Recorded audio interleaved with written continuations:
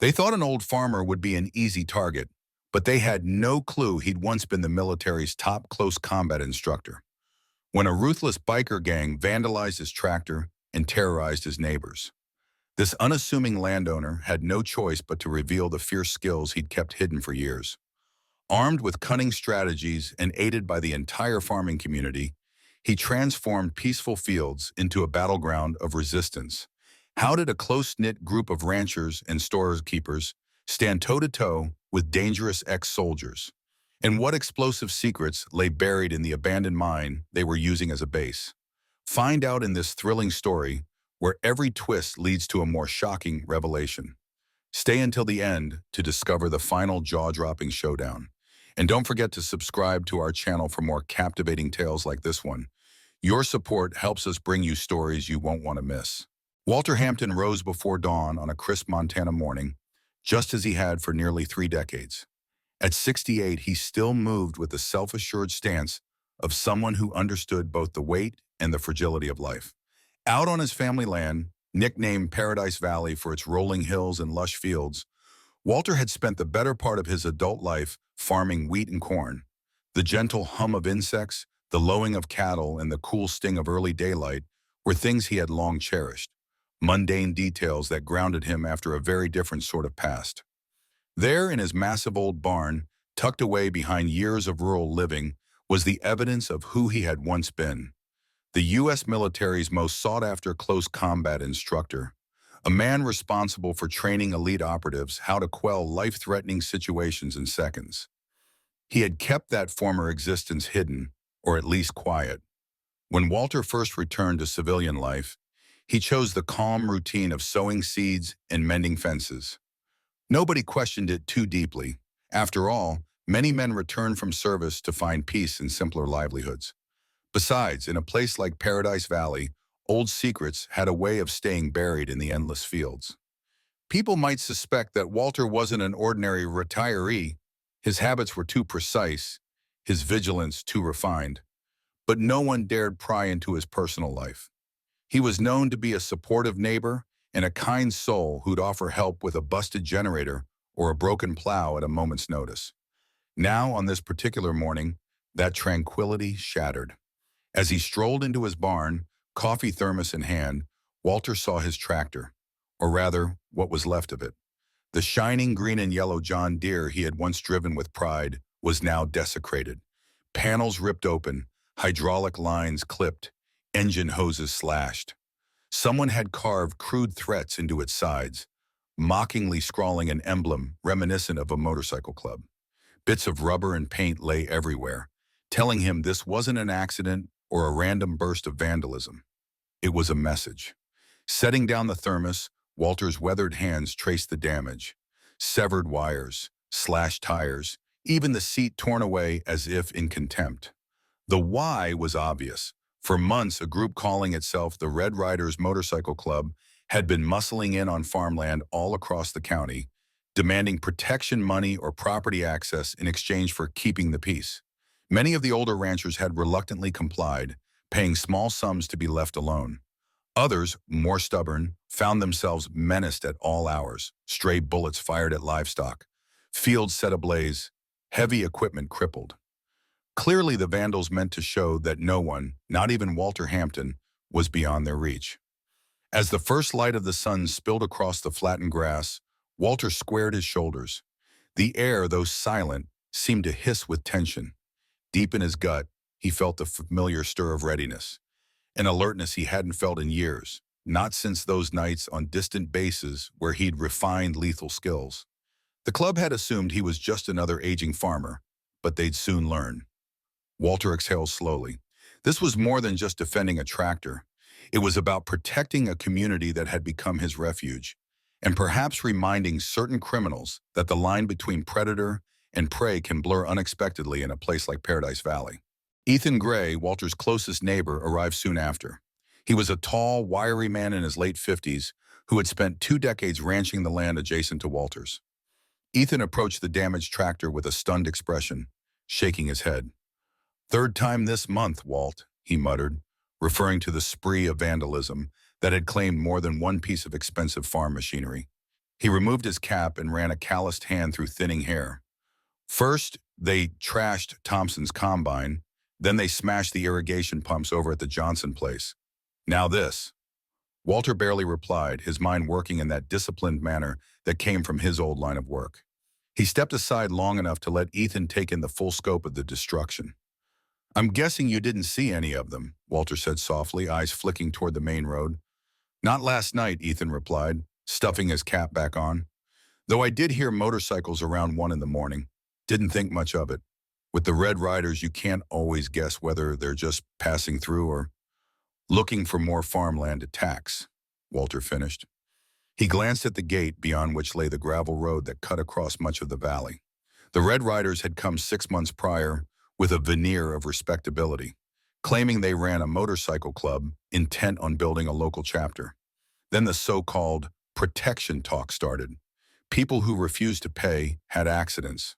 Equipment was destroyed or stolen, livestock harmed, families threatened. The county's older folks were easy marks, and local law enforcement seemed disturbingly ineffective. Moments later, a white SUV with a sheriff's star pulled up the driveway, and out stepped Beatrice B.A. Hampton, Walter's daughter and a newly minted deputy. She was in her early 30s, determined, and carrying the burdens of her role with a resolute pride.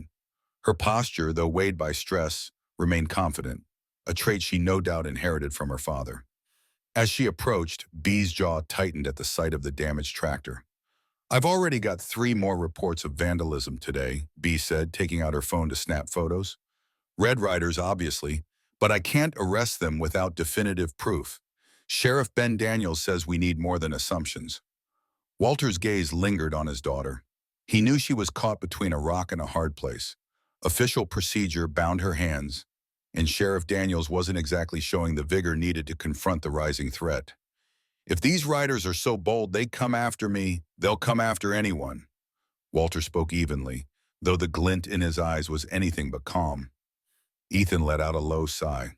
"A few of us are meeting at Helen Rogers' place, the diner, this evening. Folks are worried. We'll talk about what to do." Walter took a moment to consider. For him, the solution was relatively straightforward. Identify vulnerabilities, apply counter-pressure, dismantle the threat. But he wasn't in the military anymore, and turning Paradise Valley into a battleground was the last thing he wanted. Still, the Red Riders had forced his hand. "I'll be there," he said, voice quiet. As Ethan climbed back into his pickup, Bee leaned in toward her father. "Dad, I can practically feel your wheels turning. Don't do anything crazy. Let me handle this." Walter managed a small, reassuring smile. "Just thinking about how to keep people safe, B," he said. But deep down, he could sense the old muscle memory stirring.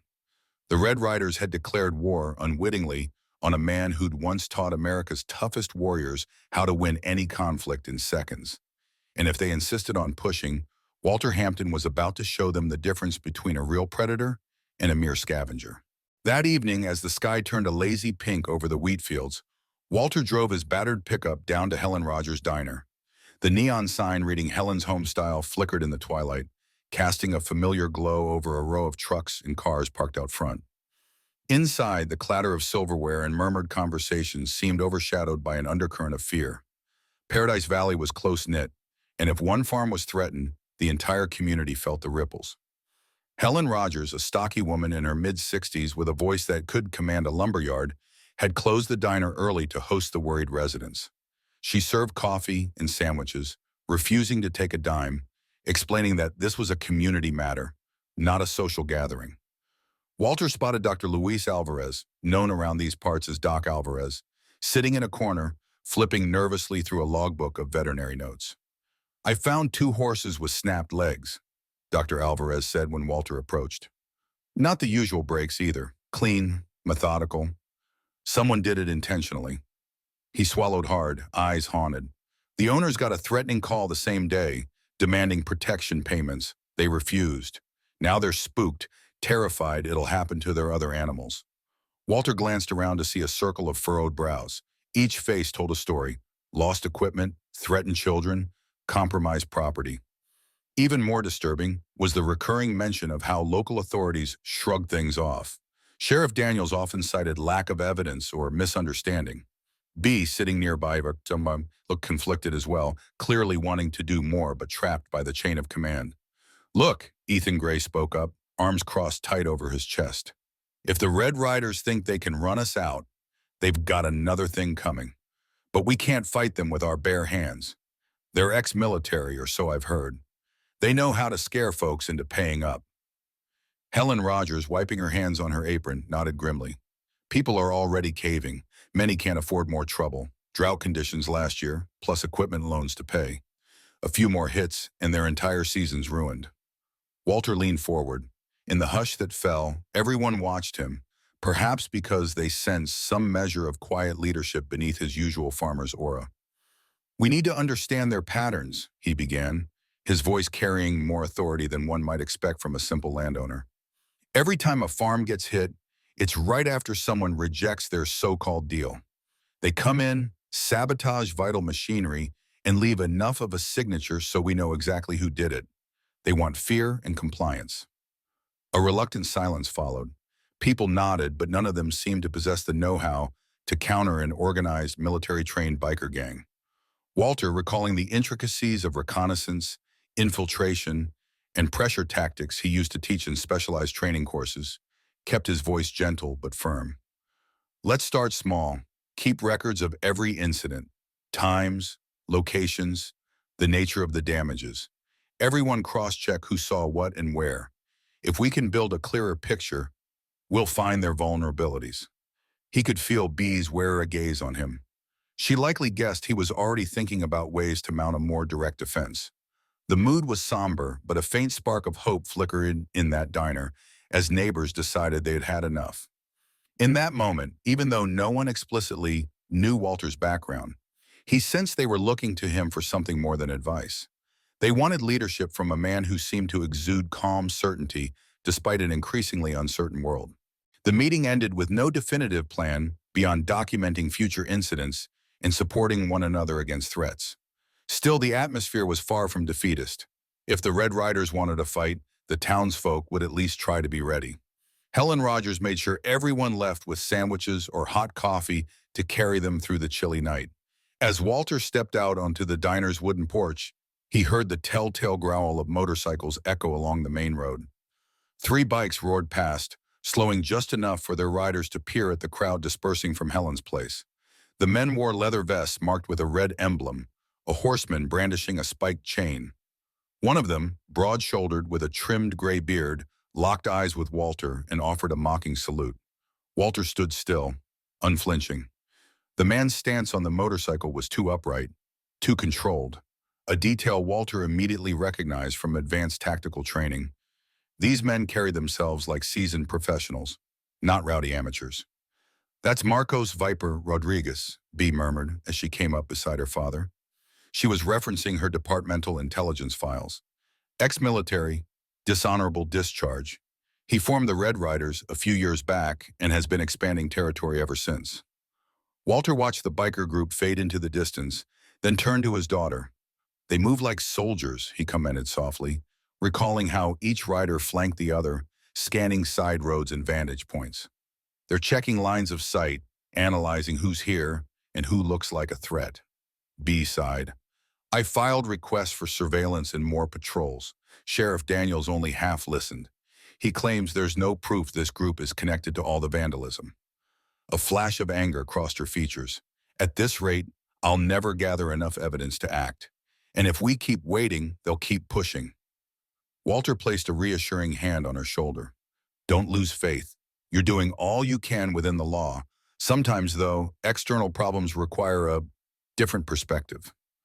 Her eyes flicked up to meet his. She knew exactly what that meant, though they never spoke of it in detail. Walter's time in the service, especially in advanced close combat training, wasn't common knowledge, and Bea had learned to keep it that way for her father's sake. You don't have to do this, she whispered, though a part of her seemed to grasp that maybe he did. He gave a gentle smile. No one else here is trained to handle this kind of organized threat. Not their fault, but if the Red Riders plan to escalate, we should be ready to escalate too. Ethan Gray interrupted them, tapping Walter's arm. Tomorrow afternoon, a few of us are meeting again. Smaller group. We want to compare notes on the damage patterns and see if there's any clue about how best to protect ourselves. Walter nodded, fully aware that while they could talk strategy, it would take more than simple protective measures to deter criminals who carried themselves like ex-soldiers.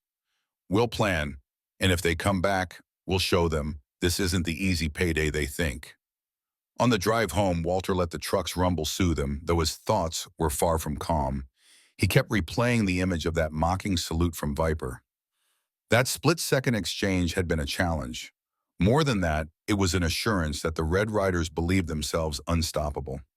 Walter had seen men like that before, convinced of their own superiority, relying on intimidation over the long haul. He sighed. They had no idea about the life he left behind, or the man who still lurked beneath that farmer's facade. The next morning, Walter stood in his barn, counting supplies with methodical precision. Not the usual feed inventories or spare tires, but crates and footlockers he had discreetly shipped to the farm over the years. Behind old seed bags and spare tractor parts lay items that would have seemed wildly out of place to anyone but a veteran of specialized military service.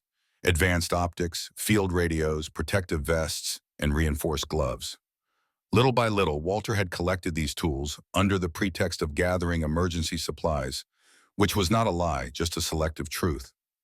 As he inspected each piece, a wave of memories washed over him. Training a squad of special forces in desert warfare, mentoring recruits on how to incapacitate larger opponents with minimal effort, wielding knowledge of infiltration and intelligence gathering, gleaned from a lifetime of disciplined practice. He wasn't proud of everything he'd done. War rarely allowed for a clean conscience, but he carried no shame either.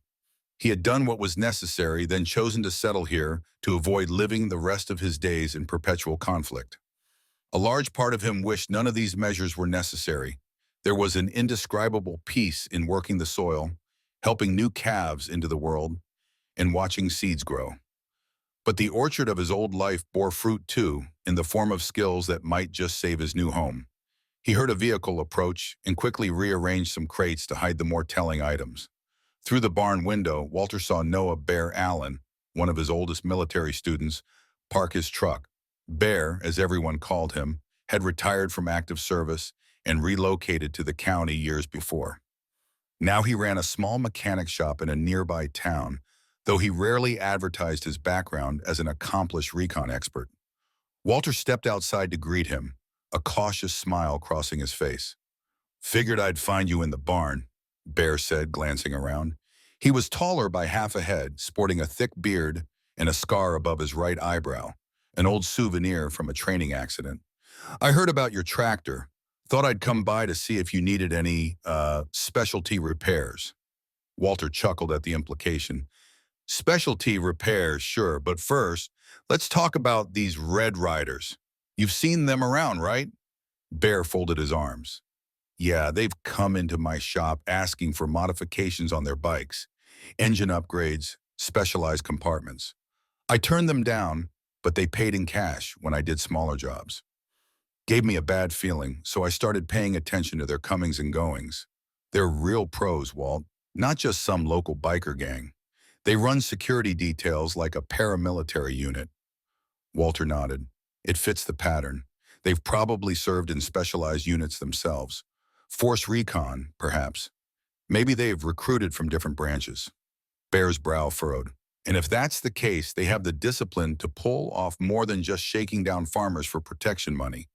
They might be branching into something bigger. Drugs, weapons, or both. We don't want that in our backyard." Walter gazed out at the rolling fields that had once promised sanctuary. "No, we sure don't. Let's figure out how deep this goes." Later that day, Bee swung by in her department SUV, its radio crackling with half-squelched calls about petty thefts and suspicious vehicles. She parked near Walter's barn and joined her father and Bear in a makeshift command area they'd set up beside bales of hay. A county map was spread across a workbench, dotted with red pins marking the locations of recent attacks, where irrigation pumps were blown apart, storage sheds burned, or expensive machinery rendered useless. "Got a call from Dr. Alvarez," B said, nodding toward a spot on the map. "He discovered more thefts of veterinary drugs, things that can be repurposed to make narcotics. He's worried because the break-ins weren't random. They knew exactly which cabinets held the most valuable materials. Bear scowled. That means someone in the Red Riders has knowledge of medical compounds, or at least a shopping list from bigger players. They're either dealing directly or supplying someone else. Could be a stepping stone to a larger operation. Walter studied the pattern of red pins.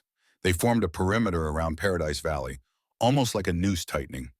If they're establishing supply lines, they'll need centralized spots to store or process contraband. Fields, barns, or old mining areas. My guess is they're forcing cooperation from locals. A hidden lab or stash site out here would be virtually unpoliced if they've compromised the right officials. B's lips tightened. Sheriff Daniels told me directly there's no hard evidence linking the Red Riders to major crimes. He practically shut down my request for deeper investigations, implying I'm on a wild goose chase. That suggests Daniels could be in on it, Bear said bluntly, earning a sharp look from B. No offense, but we've seen it happen before.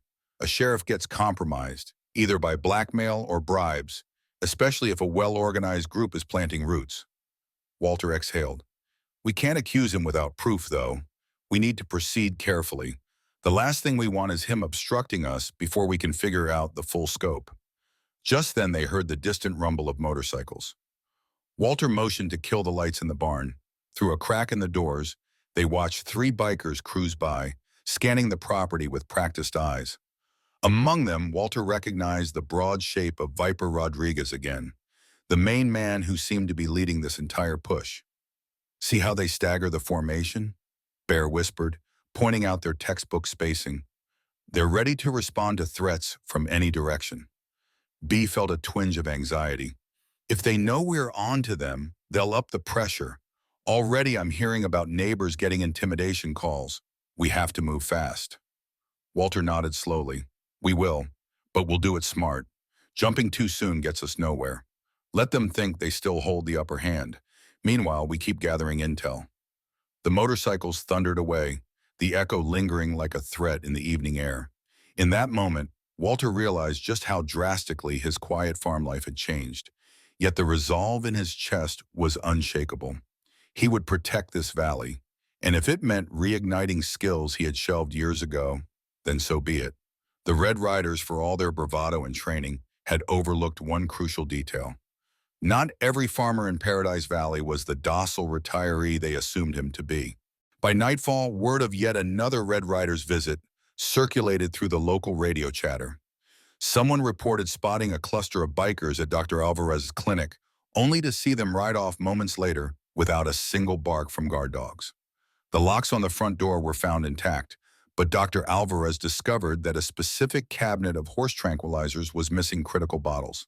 It was the fifth time in a month. That same evening, in a lonely parking lot behind a feed supply store, Walter and Bear rendezvoused with a couple of old contacts they'd quietly called in, buddies from their days in specialized service. Men who, like them, had chosen quieter lives post-discharge. They greeted each other in hushed tones, forming a small ring under a single yellow street lamp. "Never thought I'd see you calling in favors, Walt," said one, a burly ex-ranger named Kevin. "But if it's as you say, we can help document movements, maybe set up some remote cameras. We still got the gear." Bear grunted. "The Red Riders are small time compared to some conflicts we've seen, but they're well trained. We need eyes on them if they're using this area to funnel drugs or contraband." He laid out a rough plan of rotating surveillance posts around key roads and choke points into Paradise Valley. While the men conversed, Walter's thoughts drifted to the local ranchers, hardworking folks who didn't ask for trouble. People he'd grown fond of over the years, helping them through floods or harsh winters, sharing harvests and stories. There was a gentle side to this valley he adored, and it angered him that criminals like Viper sought to exploit it. Before they parted, each man took an assignment. Kevin would set up motion-activated cameras near Dr. Alvarez's clinic in the main feed store. Another contact, Ray, would park a battered RV at a vantage point near the highway, posing as an out-of-towner on a fishing trip, but actually logging every bike that cruised past. Bear, for his part, would handle an infiltration attempt, offering mechanical discounts to Red Riders who came by for repairs, hoping to glean info from their bike's modifications. Walter was to remain the face of calm, the local with a name and a reputation for helpfulness, quietly gathering data on who was paying protection fees and who was resisting. "Don't do anything that tips them off," Bear cautioned, clapping Walter on the back. "We need them complacent, so they don't realize we're building a case." Walter only nodded. He knew the drill better than anyone. Once you apply pressure on a group like this, they either scare and run or they double down. The Red Riders didn't strike him as the running type. They were here for a reason, likely bigger than just a local shakedown. The mention of stolen veterinary drugs and specialized compartments in bikes pointed to a larger pipeline, possibly moving across state lines. As they broke up, each heading a different direction, Walter felt a pulse of grim determination. The plan was in motion, and if all went well, they would expose just how extensive the Red Riders' operation was. Let them think Paradise Valley was easy pickings. In the end, they'd regret every dent they'd put in that John Deere tractor. The next morning, the sun greeted Paradise Valley with a bright, cloudless sky, belying the tension that gripped the community. Walter spent the early hours doing mundane chores, feeding the chickens, checking for foxes near the hen house, and strolling the perimeter of his property. He paused at the tractor, still half ruined, thinking about how one small act of vandalism had set off a chain reaction. He could almost feel the land bracing itself too. Fields that once symbolized only peace and hard work now represented a battleground for control. Yet in the hush of dawn, among the distant lowing of cattle, Walter found clarity. This was his home, and nothing on earth would make him yield it. At mid-morning, he visited the diner again, this time for a quieter conversation with Helen Rogers, who had become the informal communications hub for the valley. While her customers milled about, sipping coffee, Helen told Walter in a low voice about an influx of out-of-town men who'd come in late the previous evening. They wore plain clothes, but something about their questions, about local roads, which farms had the most livestock, had set off alarm bells in her experienced mind. Walter's gut told him these men were probably Red Riders associates or maybe part of a bigger network. If they were scoping out farmland, it might be the prelude to further intimidation or infiltration. "Keep your ears open," he advised Helen, "but be careful. Don't get yourself in trouble." She gave a tight nod. "I've served coffee to men with shady intentions before, Walter. I'm not about to let them spook me." His next stop was Dr. Alvarez's clinic. On the outside, it looked like any typical rural veterinarian's office. A couple of horse trailers parked nearby, a smell of disinfectant mingled with hay. Inside, the atmosphere was tense. Dr. Alvarez greeted Walter with a forced smile and a sigh that spoke volumes. "I'm losing track of what they're stealing," Dr. Alvarez admitted. "Tranquilizers, pain meds, specialized chemicals, even some gear that can be repurposed for more clandestine uses. They know exactly which locked cabinets to hit." Walter glanced at the newly installed cameras Kevin had placed. "We might catch them on video next time," he said. "Just be sure to swap out the memory cards regularly. Keep the data safe off-site." Dr. Alvarez nodded, rubbing at the dark circles under his eyes. "I'm worried about what comes next. If the Red Riders don't get what they want here, they'll escalate. Livestock, property, maybe even people." Walter's gaze hardened. "We're laying the groundwork to stop them. I can't say more, but you're not alone in this. The entire valley is ready to fight back in its own way." And fight back they would. Step by step, Walter's plan was weaving together a tapestry of watchful eyes and quiet alliances. The Red Riders might have ex-soldiers, but the valley had men and women who knew every acre intimately, who were prepared to defend each fence post if it came down to it. The real question was how far the Riders would push when they realized Paradise Valley was no longer intimidated. By early afternoon, Walter, Bear, and Bee convened at a secluded spot near the hillside where the orchard overlooked miles of farmland. Bee carried a tablet connected to a small drone flitting overhead. On the screen, live footage showed a remote stretch of road winding around an abandoned mining office the Red Riders had reportedly been eyeing. Sure enough, 3 bikes were parked outside, with men moving crates from a delivery truck into a dusty entrance. "They've claimed the old mine as a base," Bear concluded, his voice laced with concern. "That place has labyrinthine tunnels. If they set up shop there, They can store or process anything they want: drugs, weapons, even stolen machinery parts.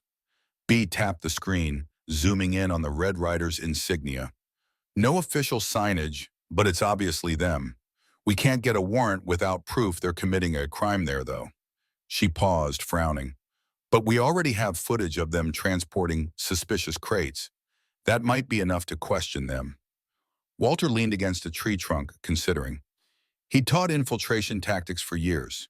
If these men had half the skill he suspected, they'd keep the real contraband hidden, using plausible deniability about the crates. They'll stash the illegal stuff deeper in the mine. We'll need more than a drone shot if we want an airtight case. We need to find out who's supplying them, who's backing them. Because this kind of operation, with ex-military folks, requires serious funding. Bear nodded grimly. They could have investors, bigger criminal networks, possibly a cartel angle. I've overheard chatter from some ex-Marines who heard about the Red Riders from out of state. If that's true, we're dealing with something beyond a local extortion racket. Bee closed her eyes for a moment, as if steeling herself. The deeper we dig, the more complicated this becomes. I confronted Sheriff Daniels again. He was evasive, claimed he had higher priorities than chasing after a motorcycle club. I don't like it, Dad. Walter's expression remained neutral, but a flicker of anger crossed his features. He's compromised, or at least complacent. If we go through official channels, we risk him tipping them off. He paused. We'll handle it ourselves, covertly gather evidence. Then we'll deliver it to a level of authority above Daniel's pay grade. Bear brightened slightly, as though that were the plan he'd hoped for. I can have Kevin and Ray start planting remote mics near that old mining office. We'll see if we can pick up conversations. Names, transactions, anything that points to bigger fish. Bee's lips thinned. Just be careful. Any sign you're bugging them, they'll retaliate. And these guys don't play nice. Walter nodded. If we do this right, they'll never know. We only need a few key recordings, then we can lock them down legally. He glanced again at the drone footage, noticing how professionally the men moved those crates. No wasted motion, no casual laziness. It reminded him of training exercises where efficiency was drilled into recruits until it became second nature. The orchard leaves rustled in a sudden breeze, the drone's buzz subdued by the whisper of branches. This land was still so quiet, so deceptively peaceful, even while a storm of corruption brewed beneath the surface. Walter inhaled deeply, feeling the weight of his old life settling on his shoulders. In that moment, he resolved to stand at the forefront, no matter the cost. If Paradise Valley was to remain the haven he'd come to love, he would see this fight through to its final chapter. That evening, the valley lit up with more than just stars. Police sirens wailed over at the Johnson place. Word spread that the Red Riders had attempted to sabotage another combine, only to be caught by a newly installed security camera. Sheriff Daniels showed up, but according to the Johnson family, he downplayed the entire incident, calling it teen mischief. The frustration in the community was palpable. Helen Rogers spread the news at her diner the next morning, fueling the discussions among townsfolk sipping coffee in vinyl booths. More neighbors stepped forward with stories of intimidation, late-night phone calls, menacing bike patrols near their driveways, sometimes even strangers lingering around barns with flashlights. The tension gave every sunrise a foreboding edge, as though each day might be the one that tipped Paradise Valley into outright violence. Meanwhile, Bear's infiltration plan bore fruit. An eager Red Riders member brought his custom Harley to Bear's shop, complaining of engine trouble. Bear feigned interest, maintaining his usual gruff politeness. While pretending to check the bike's wiring, he discovered compartments hidden within the chassis, large enough for weapons, drugs, or both. No direct evidence of what they carry, but it's definitely not standard, Bear reported to Walter that afternoon. If each rider's bike is outfitted like this, they're potentially transporting contraband all over the county. Walter's response was calm, though anger simmered beneath. He had suspected as much. With the entire county on edge, the Red Riders likely counted on speed, mobility, and fear to keep the townsfolk docile. But they hadn't accounted for the few individuals who recognized these tactics and knew how to counter them.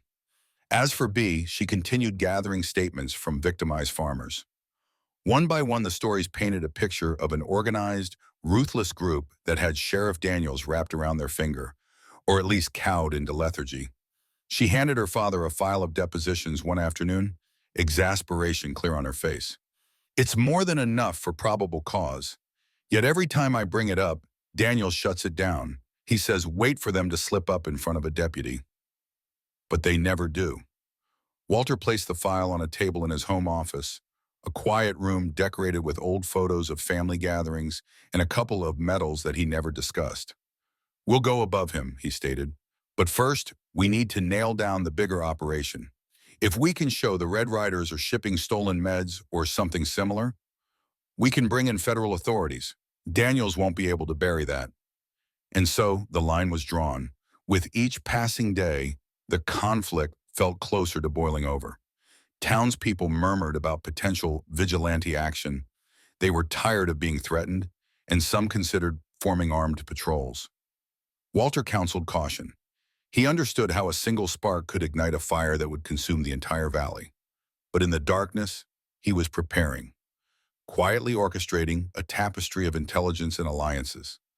By the time the Red Riders realized their targets were no longer just passive victims, it might be too late for them to back out. And if push came to shove, Walter Hampton was more than ready to demonstrate precisely why he'd once been the military's best close combat instructor, knowledge the Red Riders would soon regret forcing him to revive. The tension in Paradise Valley mounted rapidly as Walter Hampton's intelligence network gathered more proof of the Red Riders' covert agenda. Kevin's hidden trail cameras captured nighttime activities near the old mining office, revealing biker silhouettes loading and unloading mysterious crates. A handful of different trucks also appeared, always under cover of darkness, and left with their cargo tarped or concealed in large containers. Reviewing this footage in the barn one late evening, Walter, Bear, and B.A. recognized a pattern. Each truck carried insignias from various shell companies, names nobody in the valley had ever heard of. It all pointed toward a well-funded operation, most likely connected to bigger criminal enterprises that wanted to remain invisible behind local farmland. Meanwhile, the community remained on edge. Stray cattle were discovered with suspicious wounds. Barns were found unlocked despite owners swearing they had bolted the doors. And more people reported receiving cryptic phone calls warning them to pay up or else. Helen Rogers continued collecting stories at her diner, each more unsettling than the last. Even for those who hadn't been directly threatened, the overall climate of fear darkened every social gathering, overshadowing the once robust sense of neighborliness. Following Walter's suggestion, Helen discreetly kept a valley ledger, a simple notebook placed behind the counter where locals could jot down any strange sightings or incidents. The ledger filled quickly, glimpses of motorcycles on back roads at unholy hours, sightings of unfamiliar faces at the supply store, the recurrence of vehicles with out-of-state plates making repeated loops around farmland. Each small clue, on its own, meant little, but taken together, they painted a frightening picture of infiltration. Sheriff Ben Daniels, for his part, seemed only to grow more evasive. While he couldn't outright ignore calls for help, he made minimal effort to pursue leads. On several occasions, B witnessed him signing off on half-hearted investigations, never requesting backup, never questioning the Red Riders directly. As Walter's evidence pile grew, so did his certainty that Daniels was either compromised by bribes or too intimidated to risk confrontation. When confronted in private by B, Daniels waved away her concerns, grumbling about resource limitations and telling her to stop chasing shadows. But the pen in his hand visibly trembled when she showed him pictures of heavily armed men in the valley. Fear seeped through his practiced dismissals. B left his office that day certain of one thing. The sheriff wasn't merely lazy, he was mortified, impossibly under direct threat. In the midst of all this, Walter arranged a covert meeting at Ethan Gray's property, gathering a small circle of trustworthy locals who wanted to do more than wait for outside assistance. That night, in Ethan's roomy barn with only a single lantern for light, they discussed next steps. Dr. Alvarez confirmed that more drugs had gone missing, enough to suggest large-scale distribution. Kevin and Ray's reports indicated that the Red Riders might be setting up a new facility for converting veterinary chemicals into narcotics. As the group pored over maps and wrote notes by hand, Walter laid out a plan far more proactive than they'd tried so far. Walter explained that while documenting evidence was good for eventual legal action, the community needed to launch its own defensive strategy. These men aren't going to surrender because we photograph them, he said, his tone steady but grave. They'll only stop if we cut off their ability to operate. That means blocking their supply routes, exposing their stash houses, and making Paradise Valley more trouble than it's worth. Ethan Gray, still wearing his dust-caked boots from a day's work in the fields, nodded. I know folks who'd be willing to set up nighttime patrols. We can watch the roads they like to travel and radio each other if we see suspicious movements. But that might stir the hornet's nest. Bear interjected. The hornet's nest is already stirred. If we stay passive, they'll keep applying pressure. Organized criminals typically rely on fear. They expect compliance. Once they realize they're not fighting just one old farmer, but a valley of people ready to respond, they'll lose that edge. Dr. Alvarez added quietly, we also have to be mindful of potential escalation. They've already hurt animals and damaged equipment. If they feel cornered, there's no telling how far they'll go. Kidnappings, serious violence, these are not out of the question. Walter lifted a hand, calming the group. That's why we act strategically. We aren't looking for a shootout. The goal is to gather final, damning evidence of their bigger crimes, like drug manufacturing or weapons trafficking, and hand that over to outside authorities we can trust. If we do it right, the Red Riders won't have a chance to stage a violent last stand. He then pulled out a marked map. Red lines indicated the primary roads in and out of Paradise Valley, while dotted lines traced known farm routes and secondary trails. We suspect the trucks come in from the state highway, then swing around the South Ridge, passing near the old mining office, and exit north toward County Route 16. That's likely how they're smuggling goods.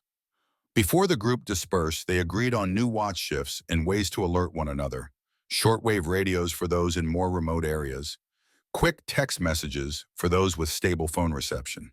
Helen Rogers volunteered to keep a rotating log of watch hours at her diner. Bee offered whatever official backup she could manage, though she warned them that the department resources remained scarce and heavily influenced by Sheriff Daniels' stance. Later, under the starry Montana sky, Walter walked back to his pickup. Bear accompanied him, both men silent until they were certain no eavesdroppers lurked among the bales of hay. We're essentially building a resistance movement against a criminal outfit, Bear remarked. Feels like a mission all over again. Walter pursed his lips. I never wanted to revisit that part of life. But these riders came here, to the one place I promised myself I'd protect and keep peaceful. They've left us no choice. The reflection of moonlight in Walter's eyes shone with resolve. He might have hung up his uniform long ago, but the principles guiding him were very much alive, and they were about to collide with the Red Riders' menacing expansion plans. Within a week, the newly organized watch system began yielding results. Farmers who used to go to bed at sundown now took turns scanning the roads at odd hours with binoculars, logging every unfamiliar vehicle. Bear's contacts quietly installed a few more motion-activated cameras in strategic spots, concealed within hollow fence posts or hidden along tree lines. Even Helen's diner served as a hub. A backroom bulletin board displayed hand-drawn maps, pinned with notes about suspicious patterns. One of the first breakthroughs came during a late-night shift by Ray, who'd parked his battered RV near an intersection the trucks frequented. Around 2 in the morning, he caught footage of a black van rolling through, escorted by 2 Red Riders bikers. The van stopped just long enough for Ray to observe them transferring unmarked barrels into a waiting pickup. The camera's grainy images showed stenciled codes on the barrels, chemical designations that matched some of Dr. Alvarez's stolen inventory. When Walter and Bear reviewed these images, they knew they had stumbled on more than just random petty crime. The chemicals involved were commonly used in tranquilizers, but in the right or wrong hands, they could be processed into potent narcotics. Combine that with rumors of stolen farm equipment being modified for smuggling, and it spelled out an operation that reached well beyond the local county lines. Bee decided to try a more direct approach with Sheriff Daniels. She brought him a carefully compiled folder of all the new time-stamped evidence: van license plates, some partially visible, chemical barrel markings, and repeated sightings of the same men transferring goods. She argued that a formal investigation, involving either the state police or a federal task force, was urgently warranted. Daniels, looking paler than usual, flipped through the photos, his expression betraying discomfort. "You realize what you're implying, B?" he murmured, drumming his fingers on his desk. "Drug trafficking on a large scale, potentially crossing state lines, maybe international borders? That'd be an enormous undertaking, costly and dangerous." B countered, "All the more reason we need help. The Red Riders are not your average gang. They're structured, well-funded, and they're terrorizing folks out here. If we don't act soon, this valley will be under their thumb completely. Or we'll have a bloodbath." Daniels closed the folder and gave a shaky sigh. I can't sign off on that kind of escalation without more definitive proof. And we can't risk a panic if it turns out these chemicals are for something else. You know how gossip spreads in a small community. It was a thin excuse, and B felt her patience fraying, but instead of blowing up, she merely gathered her folder. "I understand, Sheriff. I just hope, for everyone's sake, that we're not too late when you finally decide there's enough evidence." She stepped out of his office, frustration pounding at her temples. It was clear she'd get no help from Daniels. That left only the path Walter was already forging, one that might bring the valley to the brink of a more direct confrontation, whether they wanted it or not. Amid this mounting pressure, a surprising phone call changed the game. One afternoon, while Walter was out back tending to a broken fence post, B flagged him down. Her cell phone. "Dad, you'll never guess who just contacted me," she said, breathless from jogging across the pasture. "A special agent with the State Department of Justice. He wants to schedule a meeting about narcotics trafficking in our county."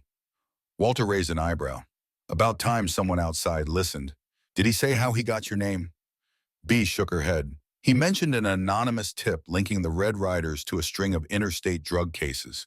Apparently our evidence was shared with his office, though I didn't send anything to them directly. Must have been one of Bear's old connections, or maybe Kevin or Ray. Either way, he wants to meet discreetly, somewhere outside the sheriff's view." Walter considered this. Meeting with law enforcement above Sheriff Daniels' level was precisely what they'd hoped for, but they had to be cautious. A face-to-face discussion might paint a target on B's back if word leaked to the Red Riders. And if Daniels found out, he might sabotage it. "Tell him we'll meet on neutral ground," Walter suggested. "Somewhere quiet, but public enough to discourage any intimidation." They arranged to meet 2 days later at a small roadside cafe a few counties over. The cafe was a trucker's stop, busy enough that passing strangers wouldn't stand out. When Walter, B, and Bear arrived at the designated time, they found Special Agent Malcolm Flores waiting in a corner booth. He was a lean man in his 40s with sharp brown eyes and a demeanor that spoke of long hours sifting through criminal evidence. Flores greeted them politely and got straight to business. "I've been investigating a larger network that moves illegal drugs through multiple states. Your local biker gang appears to be a cog in that wheel, collecting raw materials, processing them, and funneling the product elsewhere." He flipped open a file showing photos of known traffickers arrested in neighboring states. Several had ties to small extremist groups or ex-military mercenaries. B breathed a sigh of relief, feeling validated. "We have photos and testimony indicating the Red Riders are stockpiling veterinary chemicals. We suspect they're producing potent narcotics." Flores nodded grimly. "That aligns with what I've got. But the big question is, where are they cooking it? If they have a hidden lab, we can't press charges for possession alone. We need to prove actual manufacturing or intent to distribute. Without a direct link, they'll claim ignorance or use middlemen to shield themselves." Walter cleared his throat. "We believe they are using the old mining office as a central hub, but we don't know if that's the actual lab. They move crates in and out under cover of night. They could be storing it there or transferring it to another location." Flores paused, glancing at each of them. "Then the best course is a sting operation. We set up surveillance and catch them red-handed. Lab, distribution, the works. But I'll be honest, we'll need significant manpower and local law enforcement support." An uneasy silence followed as the three exchanged looks. B spoke first, her voice laced with frustration. "Sheriff Daniels won't provide that support. We suspect he's either compromised or terrified. We can't trust him to keep the operation secret." Flores' expression hardened. "Then we find a workaround. I have limited resources myself, but if we pool what we've got, we might stage a small-scale operation, enough to confirm everything. If we succeed, federal agencies will have no choice but to take over, and Daniels' role becomes irrelevant.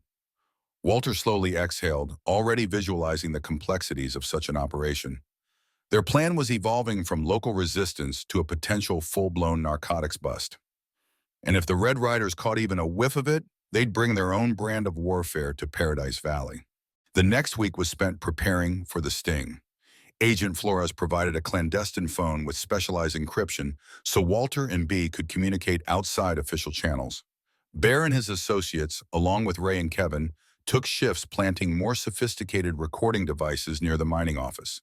They fashioned one transmitter inside an abandoned generator that the Red Riders had discarded by the mineshaft entrance. Another was hidden within a hollowed-out wooden pallet stacked against a wall. Every piece of evidence they gathered pointed to an imminent production run, a large-scale batch of narcotics that the Red Riders intended to move out of state. That theory was bolstered by repeated sightings of new faces around the mine, individuals who carried themselves like specialists, often wearing gloves and goggles when handling the crates. Under the watchful lens of night vision cameras, these men and women performed swift, business-like tasks. Flores advocated for a tactical insertion team, small, agile, with minimal chance of detection, if or when they confirmed the lab's existence. "We can't just barge in with trucks and sirens," he said during a secret strategy meeting held in a secluded cabin near the valley. "If the Red Riders get wind, they'll torch the evidence, or worse. We need to catch them in the act, with the product ready for shipment." B, though determined, still harbored concerns about the toll on the community. Every day that passes, they tighten their grip. Ranchers are too scared to talk openly. Equipment sabotage is up. Last night, a storage shed was burned down at the Peterson farm. That's half a family's livelihood gone in flames. If they realize a sting is in motion, who knows what else they'll do? Walter nodded solemnly. "We'll need to protect the valley while we corner these criminals. That means we strengthen our patrols, keep watch on vulnerable properties, and coordinate with neighbors so nobody gets caught off guard. We can't rely on Daniels to send deputies for protection. This is on us." In the midst of these planning sessions, Sheriff Daniels himself made a sudden, unannounced visit to Bear's mechanic shop. Bear, who was alone at the time, recounted how the sheriff had walked in, pale and agitated, muttering about things that are bigger than all of us. He'd warned Bear, in a trembling voice, to have Walter and B back off before it's too late, then left without further explanation. That encounter only reinforced the idea that Daniels was under intense pressure or possibly direct threats from the Red Riders.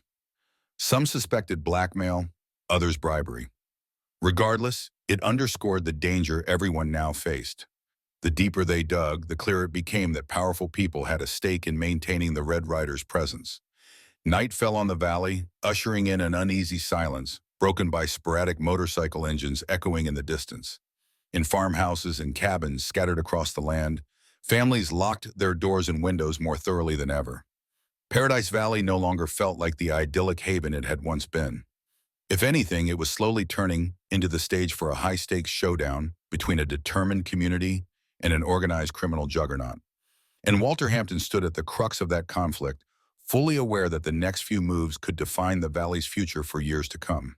Shortly before midnight, a text alert from Kevin lit up Walter's phone. "Movement at mine. Large truck inbound." Walter shot upright from his armchair, adrenaline surging. He'd been dozing lightly, a loaded shotgun leaning by the fireplace, a precaution in case any Red Riders decided to strike his homestead again. Now he slipped on his boots and grabbed the phone, sending a quick message to Bear, B, and Agent Flores. "Big activity tonight. Be ready." 10 minutes later, Walter and Bear sped down a dirt track in Bear's pickup. The plan wasn't to engage, but to observe from a safe distance. They parked behind a stand of pines, cutting the headlights and engine, then navigated the rest of the way on foot. From the vantage point near a rocky outcrop, they could see the mine's entrance illuminated by harsh industrial lights. Down below, a massive cargo truck rumbled into place, accompanied by 4 Red Riders on motorcycles.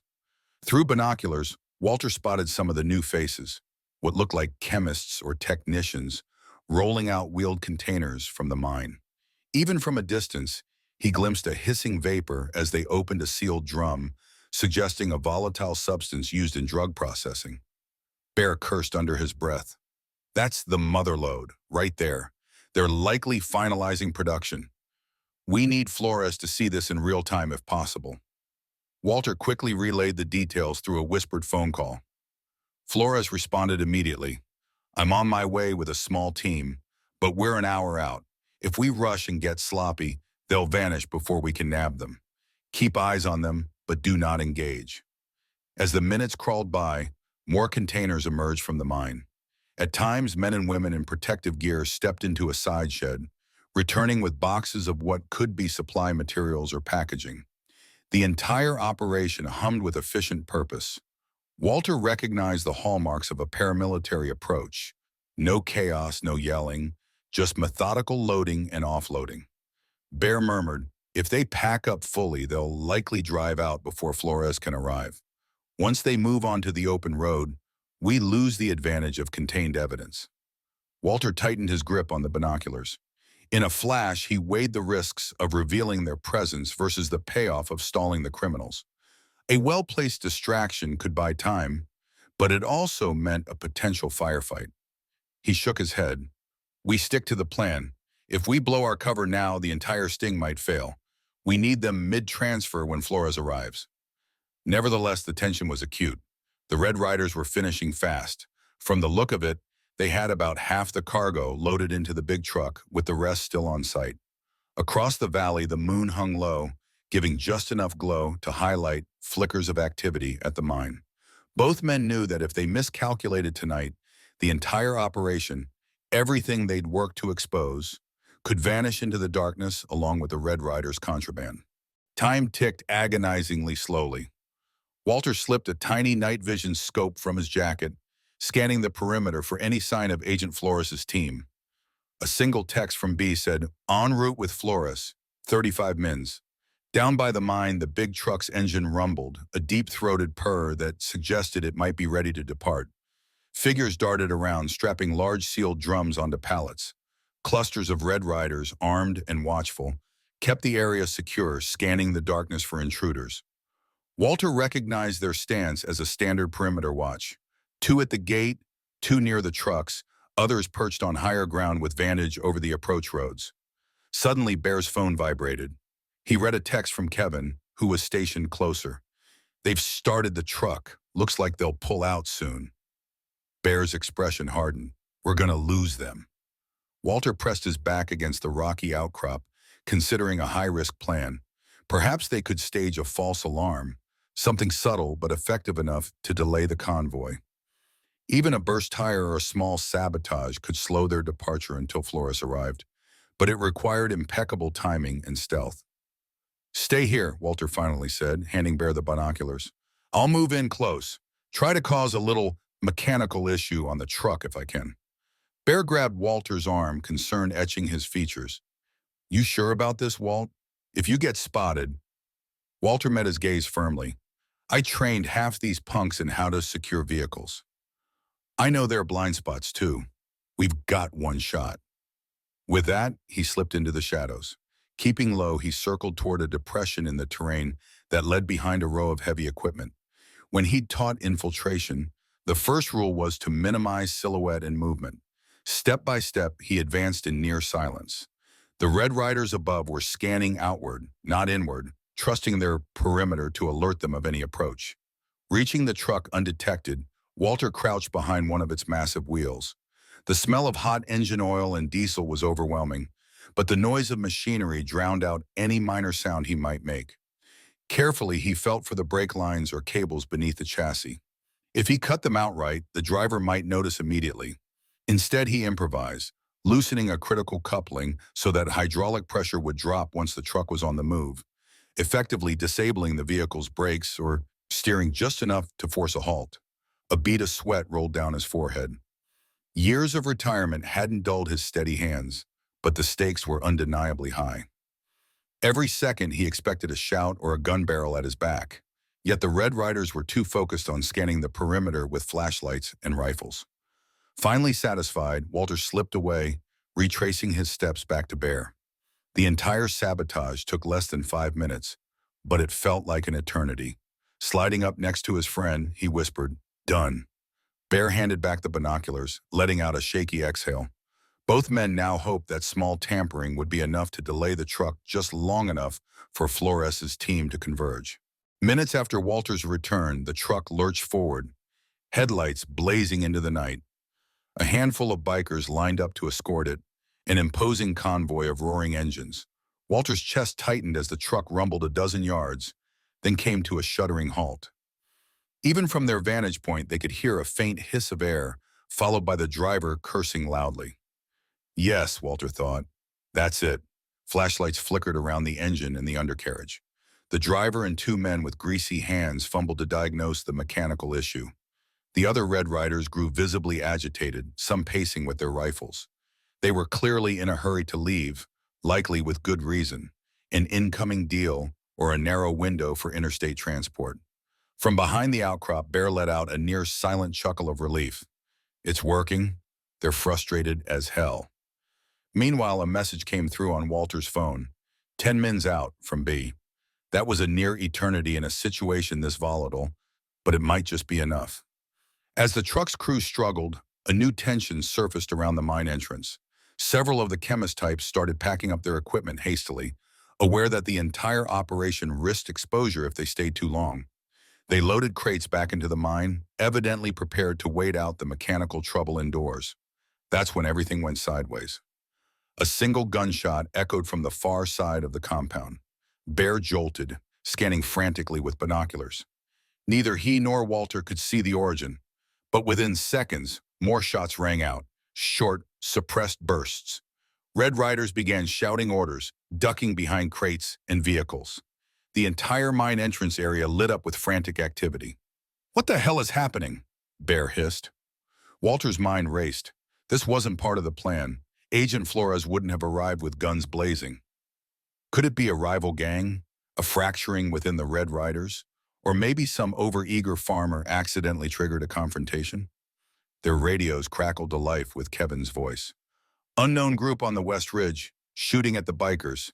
They're in dark SUVs, maybe 4 or 5 men. Very professional." Walter's heart sank. Another faction had entered the fray, complicating the sting. The Red Riders, already startled by the truck malfunction, were now under fire from what looked like a separate paramilitary outfit. If this was an attempt to hijack or steal the contraband, everything could explode into a full-blown shootout. Bear immediately dialed B, whispering, "We've got a situation. Unidentified attackers engaging the riders. This could ruin our entire plan." B's voice came through taut and urgent. "We're almost there. Flores says he has no other teams on the ground. This isn't us." Walter's grip on his scope tightened. In the glare of truck headlights, he spotted muzzle flashes near the West Ridge. The Red Riders scrambled to return fire. Among them, Viper Rodriguez, recognizable by his distinctive stance, barked commands trying to rally his men. Meanwhile, the lab crew dove for cover behind crates full of who-knew-what chemicals. One stray bullet could ignite a massive explosion. They had no choice now but to adjust on the fly. The covert plan for a sting had turned into a potential free-for-all with unknown aggressors. Walter exchanged a grim look with Bear. This was the last thing they needed, but maybe, just maybe, this chaos would keep the Red Riders pinned down long enough for Flores's arrival to seal the deal. Into this boiling chaos, B and Agent Flores arrived with a small team of plainclothes officers about 10 minutes later. They parked their vehicles well out of sight and advanced carefully on foot, guided by urgent radio chatter from Kevin and Ray. Walter and Bear met them halfway, quickly summarizing the unexpected ambush. Flores grimaced. "I suspected a rival criminal network might come sniffing around. Sometimes these groups discover each other's supply lines. But we didn't anticipate they'd launch an assault right in the middle of a bust." B's face went pale. "They're firing guns near volatile chemicals. If they spark a chain reaction, we could see a huge fire or toxic release that drifts for miles. We have to contain this fast." Walter peered through the darkness, searching for a vantage point that might give them partial control over the firefight. The terrain around the mine was rugged, boulders, shrubs, dips in the ground, enough to facilitate tactical movement if they stayed low. "We can flank them," he suggested, pointing to a narrow gully leading behind the West Ridge. If we get eyes on those unknown shooters, maybe we can force them back. The Red Riders are pinned, but the last thing we want is them busting free with that truck. Flores surveyed the group. He had only 5 plainclothes agents besides B, plus Bear, Walter, Kevin, and Ray. A small force, but better than nothing. All right, we'll split. 3 agents come with me to circle the ridge. B, you and the other 2 keep the southern perimeter so nobody escapes by road. Walter, you know this land best. Guide Bear, Kevin, and Ray. Try to get behind those SUVs if you can. Let's do this swiftly. They moved in concert, each group communicating through earpieces. The night was alive with bursts of gunfire, the stench of engine exhaust, and the flickering glow of headlights bouncing off rocky walls. At times, the muzzle flashes revealed silhouettes scrambling for better cover. Walter could see the Red Riders crouched behind the disabled truck and stacked crates. The unknown assailants took cover behind their SUVs on higher ground, peppering the bikers with semi-automatic fire. To Walter's surprise, the Red Riders exhibited strict discipline under pressure. They returned fire in measured bursts, covering each other's movements. Viper Rodriguez coordinated them like a seasoned platoon leader, shouting for some to suppress while others relocated. It was in some ways a clash of 2 paramilitary-like forces with the haphazard spin of illicit goods dangerously piled in the middle. Through the swirling chaos, Walter led Bear, Kevin, and Ray up a winding trail. At one point, they passed within earshot of a wounded Red Rider, groaning on the ground. Despite their instinct to help, they couldn't risk blowing their position. This was a precarious dance, requiring them to remain unseen until they could help Flores box in both sides. Walter's heart hammered. He'd never wanted an outright firefight on this land, but each step forward reminded him there was no turning back now. The sting they'd planned had become a battlefield, and they had no choice but to see it through. Emerging onto a narrow ledge overlooking the mine, Walter's group gained a partial view of the SUVs. Men in tactical gear crouched behind open passenger doors, barking into radios. Their muzzle flashes revealed advanced firearms, likely military surplus or black market imports. Kevin nudged Walter, mouthing, "These guys are serious operators." Walter nodded, then motioned for them to split. Bear and Ray positioned themselves on flanking angles behind 2 boulders, while Walter and Kevin stayed perched for an aerial vantage.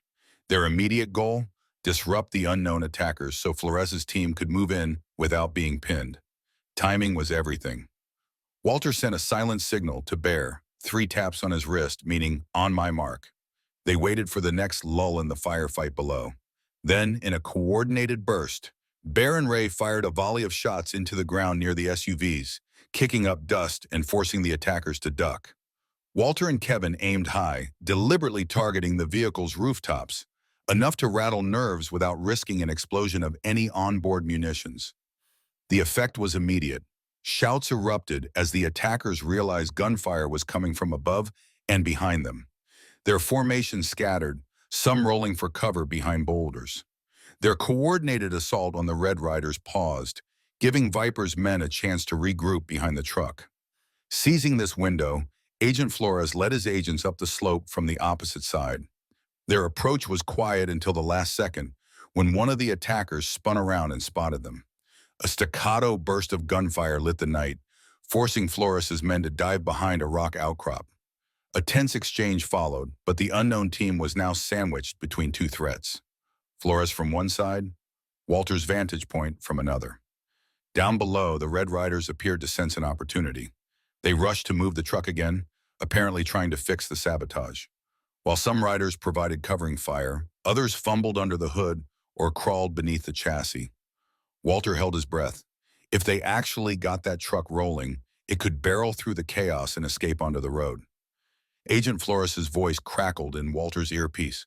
"We need to push them now. They're pinned but not out. Watch the truck."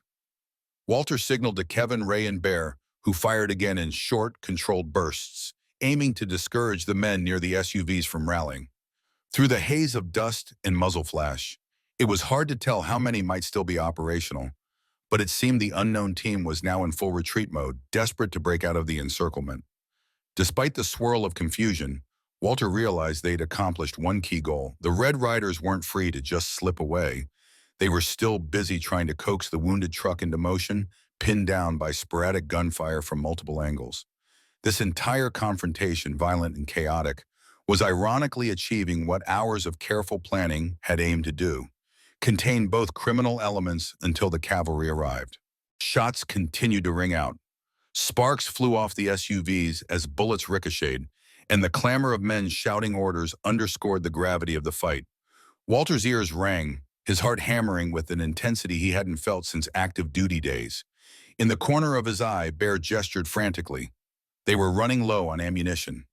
Meanwhile, Bea radioed that she and her team had blocked off the main dirt road to the south, setting up spike strips to prevent any vehicles from fleeing. She sounded tense but determined. If they try to blast through, we'll stop them. But Dad, watch the chemicals. This place could go up like a tinderbox if a stray bullet hits the wrong drum. Below, the truck roared back to life for a second, then stalled again with a guttural groan. Swearing could be heard as one of the Red Riders flung a wrench aside. Viper Rodriguez rallied his men, apparently torn between forcing an escape and abandoning the truck entirely. The thought of losing that precious cargo, likely millions of dollars worth of illicit materials, was enough to keep them near the mine entrance. Suddenly, headlights flashed across the eastern ridge. More vehicles, at least 3 or 4, approached fast, tires crunching over gravel. Walter tensed, anticipating another wave of combatants. However, the new arrivals turned out to be the local ranchers from Paradise Valley, led by Ethan Gray. Their trucks formed a line, casting bright beams that illuminated the entire mine scene. The ranchers had come armed, some with hunting rifles, others with shotguns, and they positioned themselves at a distance, effectively sealing another possible escape route. Ethan shouted through a bullhorn, his voice echoing off the canyon walls. "Paradise Valley is done being pushed around. Drop your weapons or face the consequences." It was an astonishing sight: regular men and women, farmers, ranchers, local shop owners, standing shoulder to shoulder, harnessing the element of unity rather than raw tactical training. The Red Riders, pinned between unknown shooters on one side and ranchers on the other, hesitated. Even the mysterious SUV crew was forced to reassess. Agent Flores seized the advantage, yelling loud enough for all parties to hear. "This is Agent Malcolm Flores with the State Department of Justice. You're surrounded. Drop your weapons and surrender. We have additional forces en route." Within seconds, lights from overhead announced the arrival of a police helicopter, one that Flores had managed to call in from a nearby city. Its spotlight pierced the darkness, revealing the scattered positions of gunmen around the SUVs. The unknown attackers, realizing they were outflanked, swiftly retreated. Some jumped into 2 of the SUVs and sped away along the ridge, ignoring the hail of bullets that followed. At least one of their vehicles took a direct hit to a tire, but they pressed on, fleeing into the wilderness. That left Viper and his men with no allies in sight. The paramilitary force had basically abandoned the field. Looking around, they saw a ring of determined ranchers, an angry pack of plainclothes officers led by Flores, and an aerial light zeroing in. The final standoff had arrived, and the Red Riders' bravado hung in the balance. Viper Rodriguez stood in the glare of the helicopter spotlight, rifle in hand. He was flanked by half a dozen battered Red Riders, some wounded, some out of ammo. Their operation lay in ruins, drugs exposed, truck disabled, and local authority figures swarming in from all sides. Breathing heavily, he lifted one hand, signaling his men to hold fire. Behind them, the old mine was lit up, revealing the haphazard chemical setup. Several drums and sealed containers stood open, an unmistakable lab environment. Agent Flores advanced carefully, weapon drawn but not firing, accompanied by 2 of his officers. "Don't be stupid, Rodriguez," Flores called out. "We've got the evidence, and we've got you surrounded. There's no percentage in a shootout." Viper's jaw clenched. His gaze swept over the ring of headlights, the ranchers with raised firearms, the vantage points held by Walter's team. He recognized in that moment that the Red Riders' carefully orchestrated plan had unraveled under the combined pressure of local resistance and higher-level law enforcement. With a bitter laugh, he dropped his rifle. One by one, the remaining Red Riders followed suit, letting their weapons clatter to the ground. The helicopter pilot, seeing them disarm, ceased the overhead circling and hovered in a holding pattern. Ethan Gray and the ranchers crept closer, guns still trained on the bikers, while B and the other agents rushed in to secure the scene. Walter watched from above, a flood of relief coursing through him. They had done it. Paradise Valley had stood its ground, refusing to bow to criminal threats. He and Bear exchanged a glance, the kind of shared look that spoke volumes about old camaraderie and the triumph of well-planned strategy over brute force. Still, loose ends remained.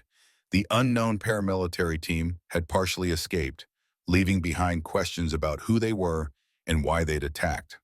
But for the moment, the pressing menace of the Red Riders' narcotics ring was contained.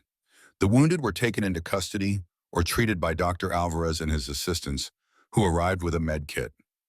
Meanwhile, Agent Flores and B supervised the collection of firearms, contraband, and chemical evidence that would definitively tie the bikers to a large-scale drug operation. Ethan approached Walter as the dust settled. "I don't know if we should be proud or terrified," he said softly, eyes on the subdued bikers. "A bunch of everyday folks had to come together like a militia just to keep our land safe." Walter's gaze flicked across the mine. Agents were photographing the makeshift lab, law enforcement vehicles blocked the roads, and overhead, the helicopter's rotor wash stirred the air.